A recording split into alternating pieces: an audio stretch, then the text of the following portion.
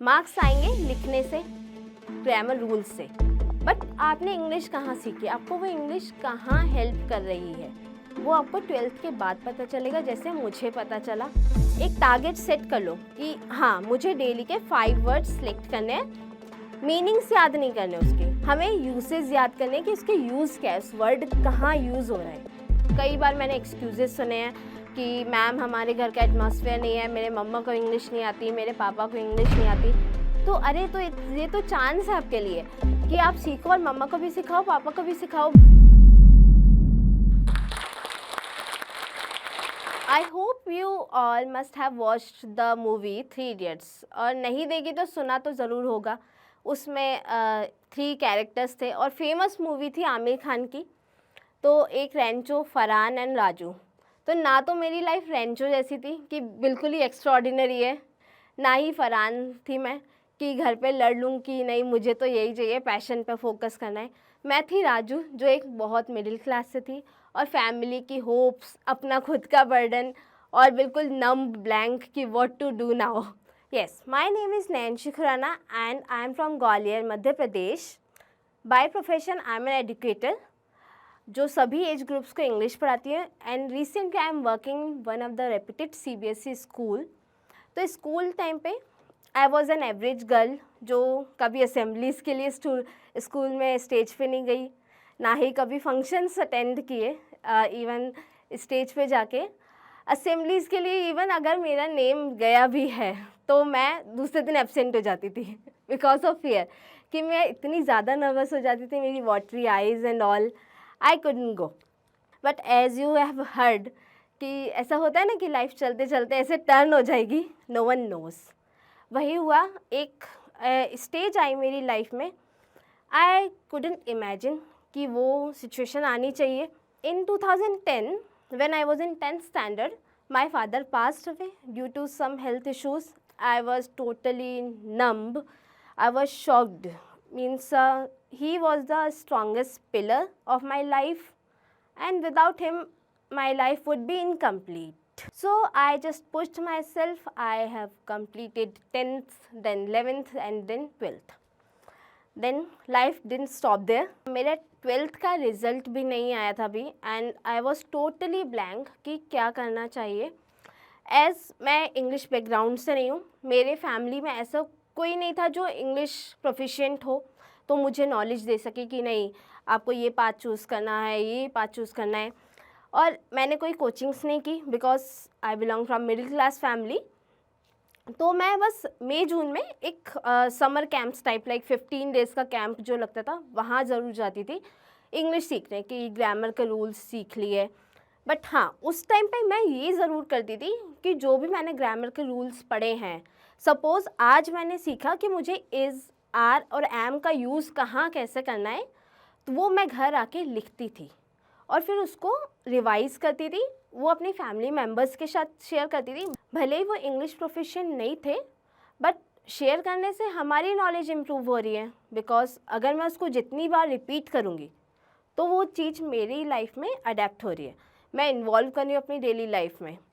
And second मेरी habit थी, habit makes our goals, habit makes our dreams come true. तो मेरी habit थी नॉवल पढ़ना। मैं क्लास 1 से, अब ऑब्वियस क्लास 1 में तो नॉवल हम पढ़ेंगे नहीं कोई भी बच्चा, तो मुझे books, stories like Peter pan stories and poems, Humpty Dumpty and all, ये पोम्स पढ़ना बहुत पसंद था। प्रोनाउंसिएशन पे वर्क करना कि अगर मैं कुछ वर्ड गलत बोल रही हूँ तो मैं टीचर से जाके पूछूँ कि नहीं इसका मतलब क्या होगा, इसका मीनिंग क्या होगा, या कि हम इसको कैसे बोलेंगे, मुझे ये वर्ड नहीं बोलना आ रहा, मैं कैसे राइम करूँ इस पोम को। तो ये सब चीज़ें मुझे खुद ही एक डेवलप हुई। मैंने जूनियर किड्स को इंग्लिश पढ़ाना स्टार्ट किया। उसी के साथ साथ अब ऑब्वियस 12th तक तो मैं रह नहीं सकती थी एजुकेटेड, तो मैंने BCom स्टार्ट किया। ग्रेजुएशन चलती रही मेरी, इंग्लिश पढ़ा रही हूँ, life was going on.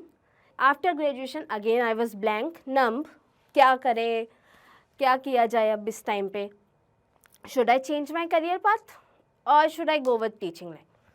I took 1 year drop, या 1 साल ड्रॉप में, उसमें मैंने डीप थिंकिंग की बहुत ज़्यादा कि अब मुझे क्या करना है। देन मैंने सोचा जब मुझे इंग्लिश पढ़ाना आ गई है, मैंने अपने फियर्स से ओवरकम कर रही हूँ, मैं अपने स्टूडेंट्स को अपार्ट फ्रॉम द सिलेबस जाके पढ़ा रही हूँ। आई डिसाइडेड कि मैं टीचिंग में ही अपना प्रोफेशन करूँगी और मैं टीचिंग ही करूँगी, बट नॉट लाइक कि मैं एक ही बुक से उनको पढ़ा रही हूँ। मेरा था कि मैं अपार्ट फ्रॉम द सिलेबस जाके पढ़ाऊँगी। इंग्लिश इज़ नॉट लाइक कि आपको ओनली एग्ज़ाम पास करने के लिए करना है। इट्स नॉट लाइक दैट कि एग्ज़ाम पास करना है, अभी फाइनल एग्ज़ाम्स होंगे, हमारे यूटीज़ होंगे, हमें 20 आउट ऑफ 20 चाहिए, नहीं। इंग्लिश आपको इसलिए सीखनी है क्योंकि ये वाइडली स्प्रेड लैंग्वेज है, आपको करियर पे वर्क करेगी। ऐसा नहीं आपने 12th हो गया आपको इंग्लिश फिनिश। इंग्लिश आपको ओवरऑल टिल द डेथ आपके काम आएगी, जॉब में काम आएगी। और English is the language of media, तो इंग्लिश हमें इसलिए सीखनी है। मार्क्स आएंगे लिखने से, ग्रामर रूल्स से, ऑब्वियस। मार्क्स आपके तब भी आ जाएंगे जब आप क्वेश्चन आंसर्स क्रैमिंग करेंगे, रटेंगे, तब भी मार्क्स आएंगे। बट आपने इंग्लिश कहाँ सीखी, आपको वो इंग्लिश कहाँ हेल्प कर रही है, वो आपको 12th के बाद पता चलेगा, जैसे मुझे पता चला। उसके बाद अब इंग्लिश कैसे सीखे, यू विल से रीडिंग नहीं आती है, रीडिंग कैसे करेंगे। ज़रूरी नहीं है कि हम एक बड़ा चैप्टर लें, हम एक लाइन लेंगे, डेली हम एक लाइन पढ़ रहे हैं, बड़ी लाइन नहीं लेनी, हमें छोटा सा सेंटेंस लेना है, मिरर के सामने जाके बोलना है, बस वो लाइन हमें डेली सेंटेंस पढ़ना है। डेली रीडिंग करो, न्यू वर्ड्स, एक टारगेट सेट कर लो कि हाँ मुझे डेली के 5 वर्ड्स सेलेक्ट करने हैं। मीनिंग्स याद नहीं करने उसके, क्योंकि अगर आपने मीनिंग याद किए तो यू विल फॉरगेट। जैसे हमने अगर मीनिंग याद कर लिया रन, कि रन का मतलब भागना है, तो अगर इसमें बोला द क्लास इज़ रनिंग, तो क्या बोलेंगे, क्लास भाग रही है? नहीं, हमें यूसेज याद करने कि इसके यूज़ क्या है, उस वर्ड कहाँ यूज़ हो रहा है। ग्रामर रूल्स जो पढ़ रहे हो लिखो, साथ ही साथ में अपने पे भी फोकस करना है हमको कि हमें डेली कॉन्वर्जेशन करना है।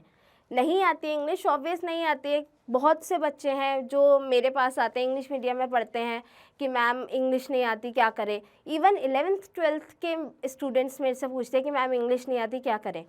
तो एक ही टिप है, इंग्लिश नहीं आती है तो उसको बोलो, पढ़ो, और अगर इंग्लिश बोलने में कोई आपको टोक रहा है तो लेट देम बी, क्योंकि वो टोकेंगे नहीं तो आपकी मिस्टेक्स पता नहीं चलेंगी। कई बार मैंने एक्सक्यूज़ेस सुने हैं कि मैम हमारे घर का एटमॉस्फेयर नहीं है, मेरे मम्मा को इंग्लिश नहीं आती, मेरे पापा को इंग्लिश नहीं आती।